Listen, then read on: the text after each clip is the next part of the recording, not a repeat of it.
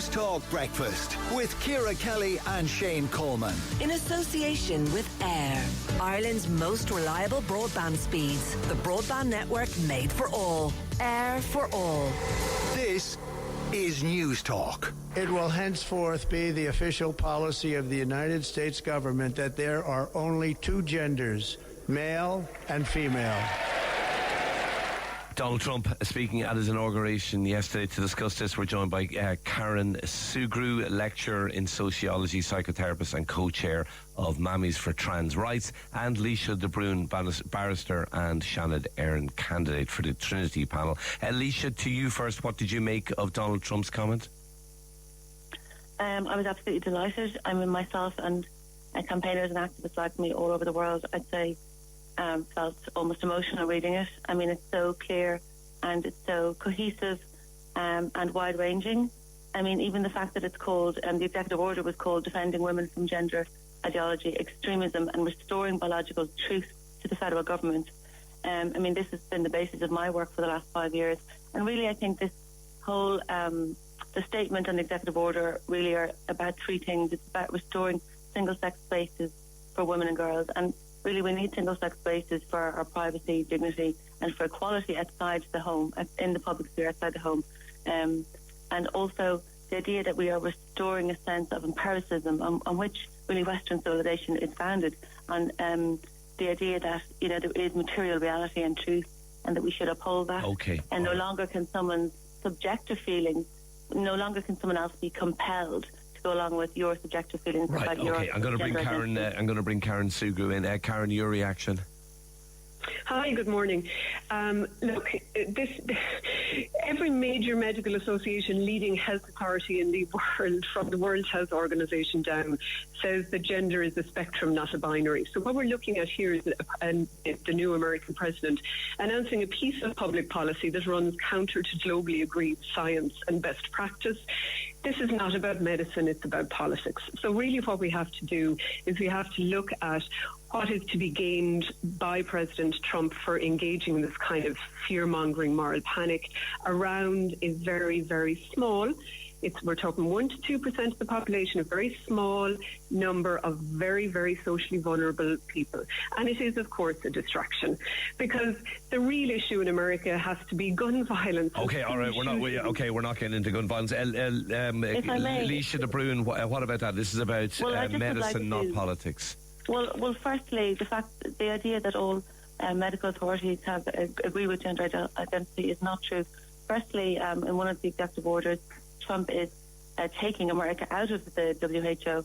But secondly, Dr. Hilary Cass, who's the former chair of the Royal Society of Paediatric Medicine in the UK, was commissioned to do an independent review of gender medicine across the UK and the world. In fact, it was the largest of its kind. She looked at gender medicine, so-called gender medicine, and provision of gender services to that same distressed cohort that Karen refers to. And what she found was that it was at best experimental, and at worst it led to irreversible damage. Let Karen respond to that, Laoise.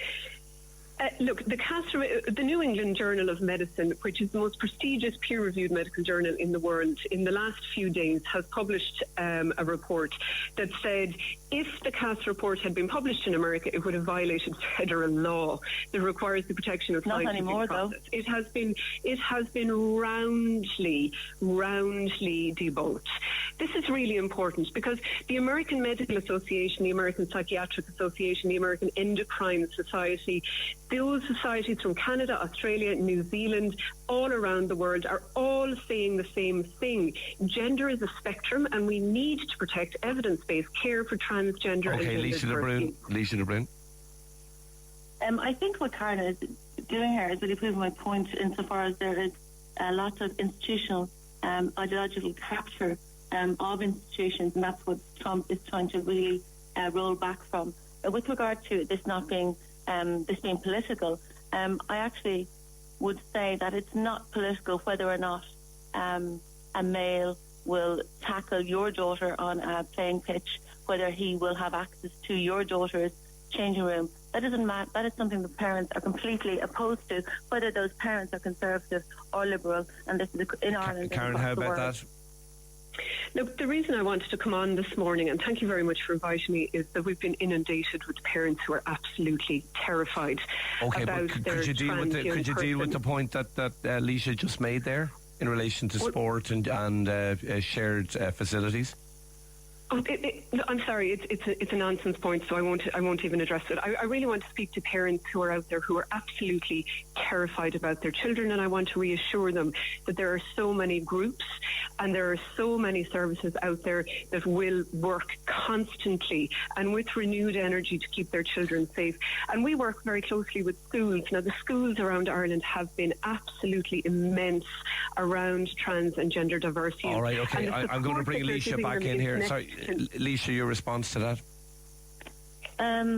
I think it's very disconcerting to hear of all this work in schools, because I can tell you that parents do not want their children indoctrinated into trans ideology in the classroom. The classroom should not be used for indoctrination. If trans is to be taught, it should only ever be taught in secondary school, whereby teenagers are able to deconstruct the narrative, which they should be encouraged to have that skill anyway. And if it is taught, the other side should be taught, which is the stories of the detransitioners and the impact on women's rights. Okay, I gave Laoise the first word. I'll give you the last word, Karen. I have really great faith in the people of Ireland and their kindness and inclusivity, and we see this on the ground. I think that what I would really like to make sure is that we in Ireland don't let the Irish government use a very small marginalised group as a distraction from things like the housing crisis. Okay, all right. Yeah, so we're not going to get into those other issues now. Karen Sugrue, Laoise de Brún, thank you indeed for talking to NewsTalk Breakfast this morning. Let us know what you think. 087 1400 106.